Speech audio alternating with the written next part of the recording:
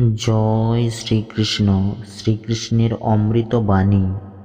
যারা বলেন আমার কাছে সময় নেই, আসলে তার প্রিয় মানুষদের তালিকায় আপনার নামই নেই।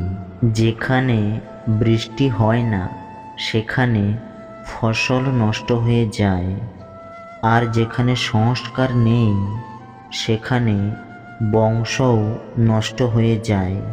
যেখানে আপনার সম্মান নেই সেখানে যাওয়া উচিত নয়, অন্যথায় লোকেরা আপনাকে বোকা এবং দুর্বল মনে করবে।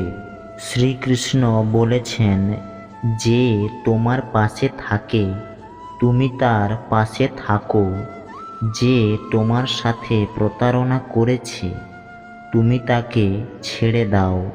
অনুশোচনা অতীত বদলাতে পারে না, আর চিন্তা ভবিষ্যৎ ঠিক করতে পারবে না।